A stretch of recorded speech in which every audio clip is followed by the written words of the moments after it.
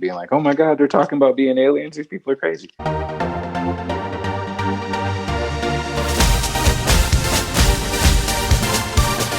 So very cool. But I wanna hear your take on all of your puzzle pieces and connecting the dots. Well, it hit me. People are going through a period of enlightenment right now. And this was coming off of the back of, not an ego driven, gosh, I wonder what people are going to think about hearing Natasha and I talk about being blue avians and then Googling it. Like it didn't bother me at all. Yeah, me But either. it did. Then I saw the comments that were coming through, and I recognized just how beyond the cusp we are in terms of our internal knowing that there's more to the human story than we've been shown, and that people collectively are ready for the truth across the board, right? Absolutely. Just got chills when you said that. So I started looking at what we've been seeing just since the start of the year. Everybody, 2020 is old news. There's no sense in rolling the clock back and talking about, the data points from that timeline. Mhm. But it's important to recognize that our timeline has shifted. We are now firmly on the highest optimal timeline. I said it a couple months back where it was like the analogy of being on a train. And those who are awake or are farther along in their awakening process are sitting in the front of the train. And Yeah. ahead, before the engine, somebody throws the switch that shifts the track, right? So Right. at first, the people that are awake recognize, okay, we just had a shift. We're not heading in the same direction anymore. But for the rest of the passengers on the train, they haven't experienced that shift yet. So as far as they know, they're still headed towards their original destination. Mhm. And even though you make the shift, you're still parallel to that other timeline. So you can still see things happening, but they're no longer in your path and thus are not a concern. Mhm. But it's important for that parallel recognition of what you're seeing between what could have been and what is. That's that juxtaposition that makes everything make sense. And so I started looking at everything that we've seen since the first, right? Mhm. You start off with the first started in perihelion, the Earth being in direct line with the sun. And then every other planet did the same. Mhm. But prior to the start of a new year, we were in, biblical alignment. All the planets were in alignment. And in between the moon, our moon, and the sun was a comet, which is, a harbinger. It's a sign. Mhm. Mhm. And it was a sign of great things to come, big changes in our timeline. But there was this collective acceptance of a new year. There was no apprehension to run through the finish line into 2021. It was let's get out of here. Let's just keep going. So the collective was like, we're ready for whatever 2021 has. It's got to be better than what we just left. So let's just go. Right. Mhm. So you get past all of the celestial alignments and you just look at the series and sequence of events. Right. I'm going to talk about this without being political as much as possible. Right. Okay. So you saw the events at the Capitol building, and Mhm. you saw the public narrative or the recognition of the public narrative shift dramatically, right? It wasn't anymore. It wasn't about left wing, right wing, Democrat, Republican. It wasn't about that. It was about the facts. What am I watching versus what did I just see happening? Meaning, Right. I saw something happen, but now the TV's telling me something different happened, and now I'm using my own brain. And that's when you start to feel that momentum change, right? Right. Then we get up to the week out from the election, and you start to see massive events start happening that were largely not being talked about in the public sphere, right? So you had the Vatican go dark, you had Berlin go dark, Madrid went dark, Rome, uh, like several different areas lost power, like Pakistan, like major power outages, right? Mhm.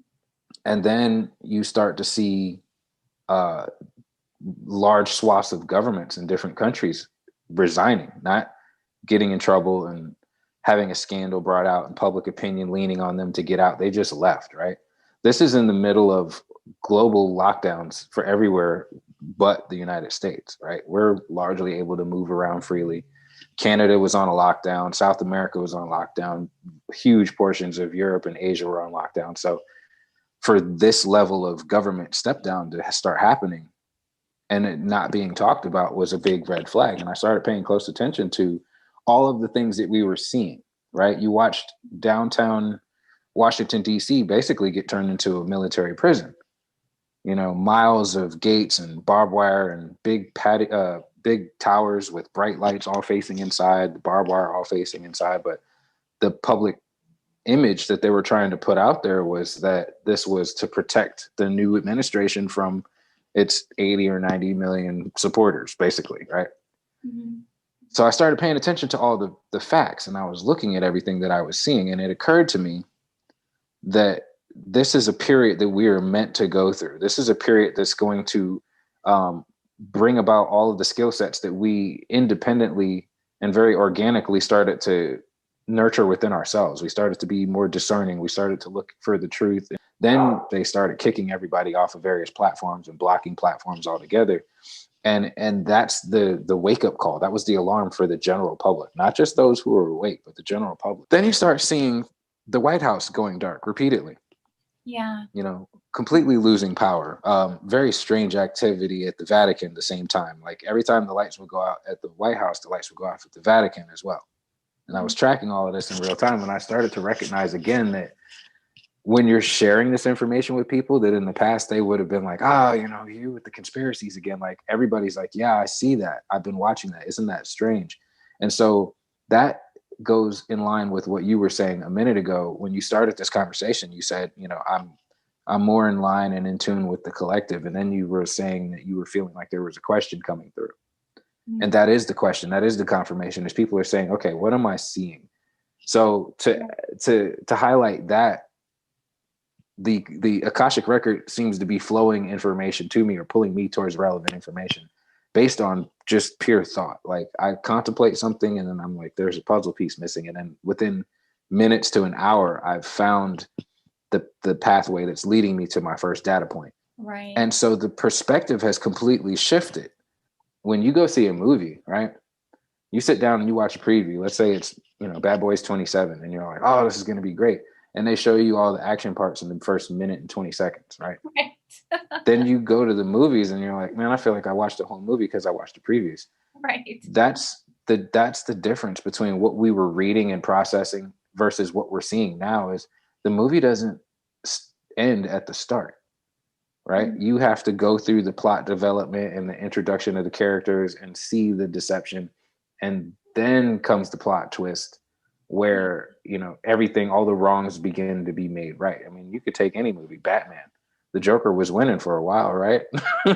So you have to look at it and say, what am I really looking at? And this action or attachment to the Akashic record is giving me a clarity that is filling me with this knowing that not only is this going to end in the best possible fashion, but it's going to be far greater than anything we could have imagined.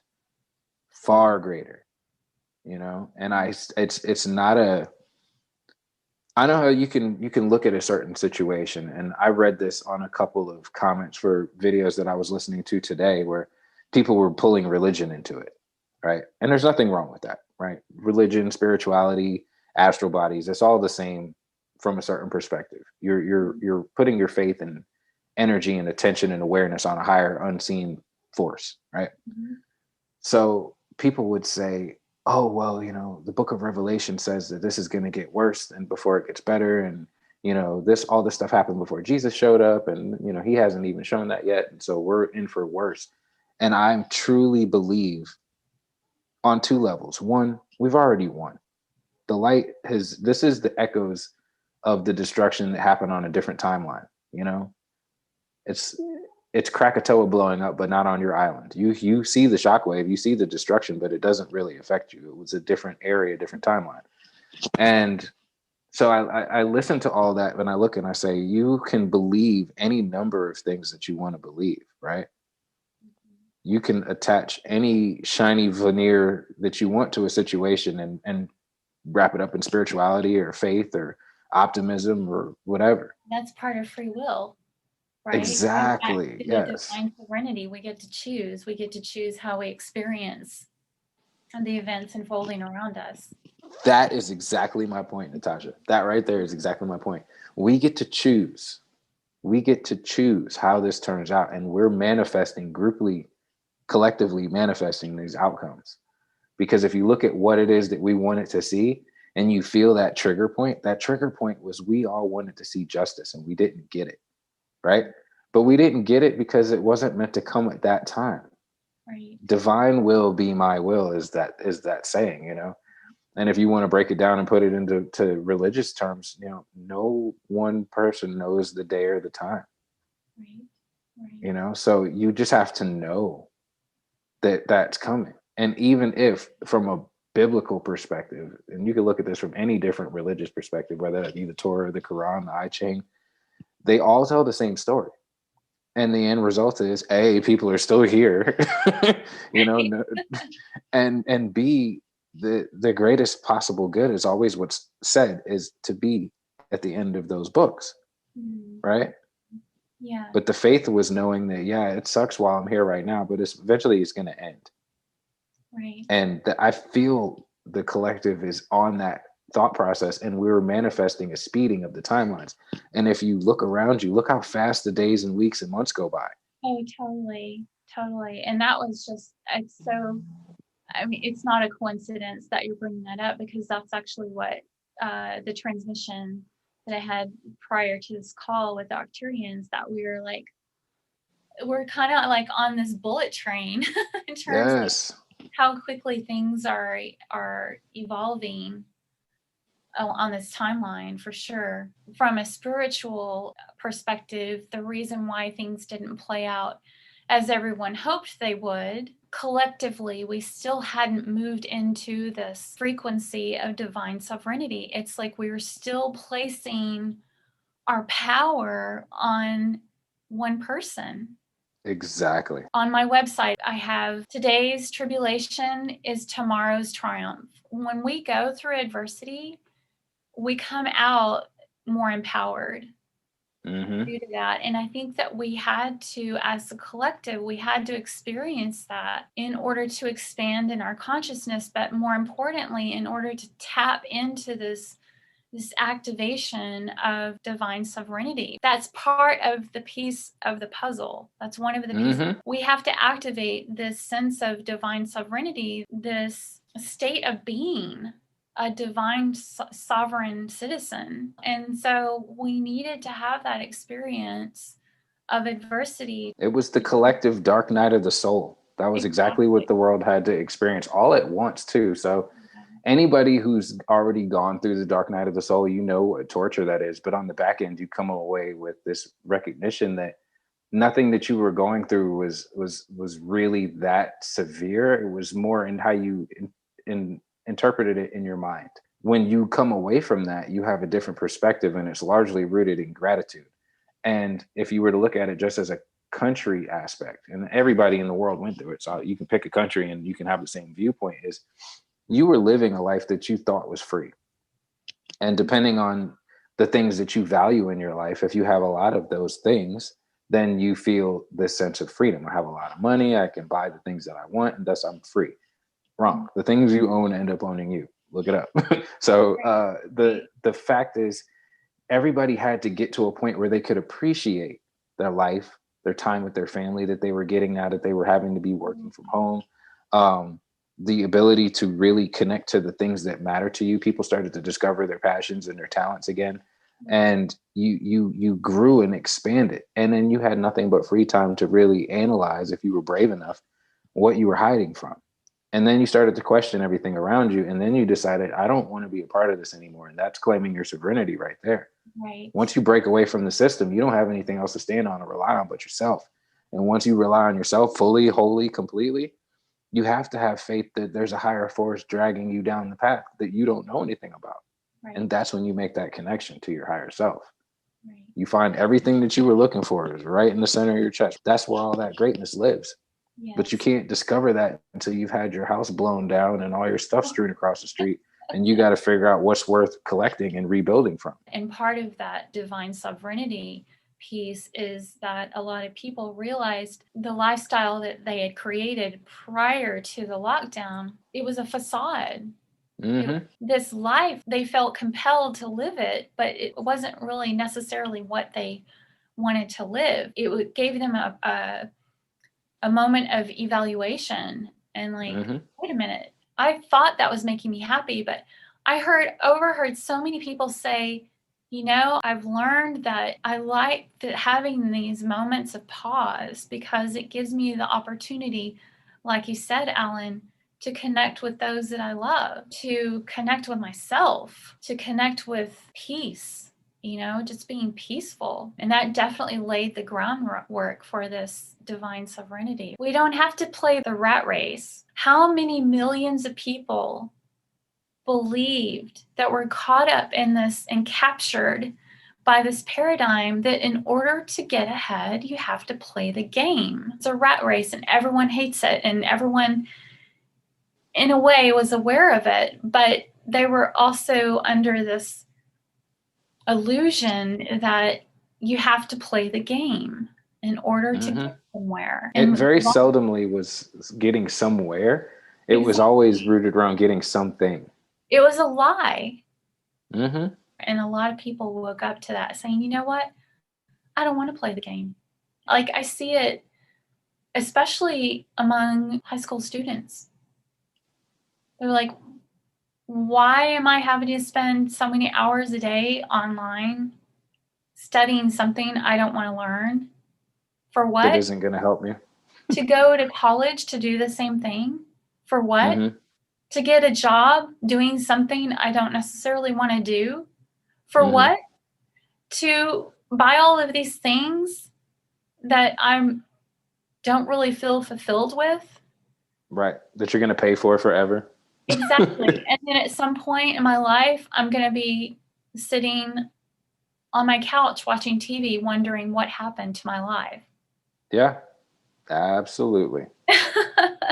So it's Absolutely. actually a really beautiful, I don't want to get all doom and gloomy, but it's actually a really, really beautiful thing.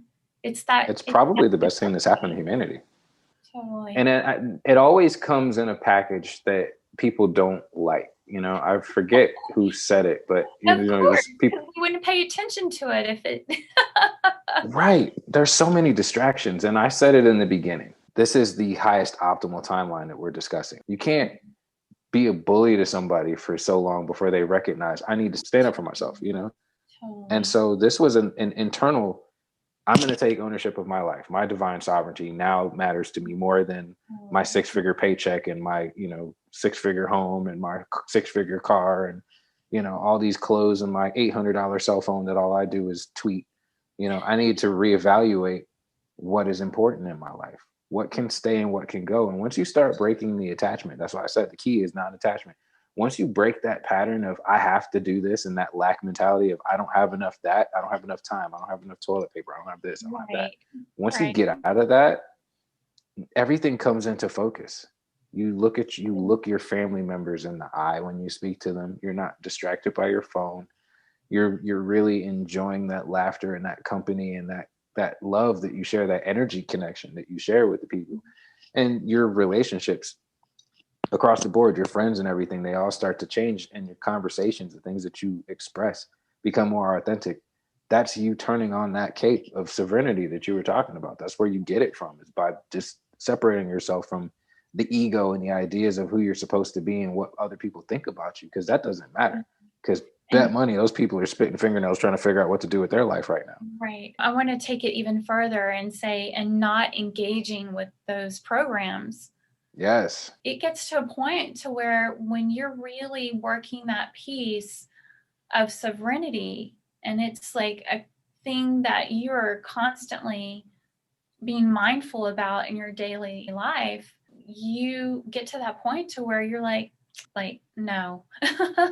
Yeah. All of the ways that it's been created to keep us distracted, it gets to a point where like, no, I don't need to engage with that anymore. I know who I am and I know what I'm here to do and I know what I'm doing.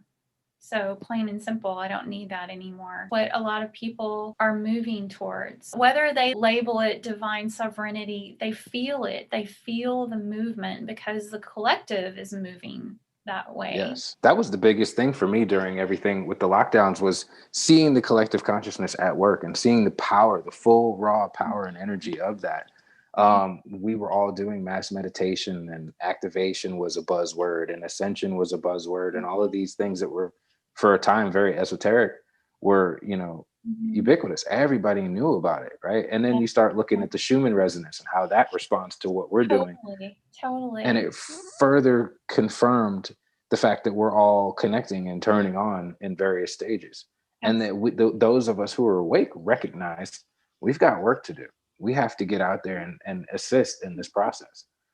And we didn't care that it was going to damage. Yeah, we didn't care that it was going to damage our followings or hurt our image in the streets. Like, I'm not worried if I go get a coffee somewhere that somebody's gonna be like, "Yo, I saw you on that video. You're that weird guy that thinks he's a bird, right?" You know what? Whatever. See, that's what the programming wants us to believe and wants us to think. Right. But my experience is the opposite. You're shining that light of truth. The people that come at you with resistance, it doesn't matter anyway. It's usually the people who are experiencing the same thing, but they're keeping quiet and they're kind of like sitting there going, I must be the only one. People are going to think I'm crazy. People are like, oh my gosh, thank you so much for coming forward and sharing your story. And I've had these experiences. It's like driving down the highway and you see somebody on the street that doesn't have their lights on. You're going to flash your high beams. Right. Exactly. You're going to be like, hey, turn your light on. And they're going to be one of two people at that point. They're either going to shoot you the bird or they're going to turn their light on. Right. While we're on this topic of light, I want to share an analogy. There's like this saying, the light has already won, the light is winning. And there is just saying it now, like there's always been, like, it just didn't sit quite right with me. There's something about that statement that for me personally, it still speaks separation. It's still that narrative of us against them. It's still like creating that division, right? Which is what they want. Yes. They want for us to be divided. And the new frequencies coming in, especially with this age of Aquarius, is about unification. It's a field of unity. And so whenever that, and I've used it. I used it last week during our call, like the light is already, and I was like, I really need to clarify that. I was like asking my guides, can you help me like get some clarity around that? Why does that not sit right with me? Like, what is it that I'm getting stuck on? And they said that they gave me this analogy of a dimmable switch where you can dim the light. And the light has been dimmed. The dimming switch is being turned up. It's like the light has always been there. Right. There is no winning that's going on. It's the light is being increased. That is what's happening. There's more and more light. And so what triggered this is you're talking about the dark corners. The dark corners are being illuminated. Those things that have been hidden in the dark corners in our awarenesses, and we could talk all day about the rabbit holes around that. Right. But we'll not go there, but those things hidden in the dark corners are being illuminated because the light is increasing.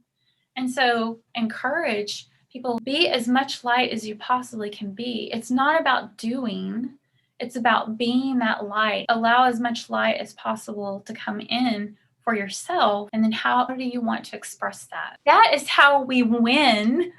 Yes. The light has already won because it never left. We've all learned to live with the fact that there are things that happen in the shadows that we're not privy to, and that it's unfair and that people get away with this and get away with that. But large in part, society just wants to quote unquote be good people and do the right thing, right? And so now that people are wanting to be enlightened, they are spreading light into those areas where people were doing dirt in the shadows. And now it's out for everybody to see. I wrote a book several years ago called Overcome: The Fear of Failure and Success. And the whole premise behind the book was changing the way that you look at the fear associated with starting your own company by changing the way you look at the fear, and that you're illuminating those dark corners with what I call the flashlight. So it's really just the perspective in which you look at your fear, thus shedding the light on it, that breaks that cycle of fear. Mm. So, for example, when you were a child and you would wake up in the middle of the night and you'd look over and you'd see something in the corner, like, oh my God, what's that? And then you reach under your pillow and you grab your flashlight. And when you get the courage to put the flashlight on it, you're like, oh man, that's just a pile of clothes. Right. So Right. the fear gets killed at the same time as you put light in that corner. And Totally. once you recognize that the things that you see aren't necessarily knee jerk reactions that I need to be Right. afraid of, but things that need a little bit more clarity, that's a choice. That's your free will right there. And a lot of people didn't really experience the power of free will until where we are right now, where now they're ready to get those answers. And I think that there's a lot of lies being shown on Wall Street right now. Oh yes. And it's A beautiful too, lot of because lies, it's man. it's a really interesting and beautiful time to be alive. And I Oh, find more totally. fact and faith in that than anything else. Totally. Yeah, I feel so fortunate to be here with you, my friend, at this time, and thank you so much for sharing your insight and your words of wisdom. And I have no words. I have no words other than I'm thankful, I'm grateful, I'm elated at what is unfolding for all of us. And yeah, it's just it's fascinating and amazing at the same time. And It I'm really super is. excited. I'm super excited to see how things are going to unfold around our galactic family and friends.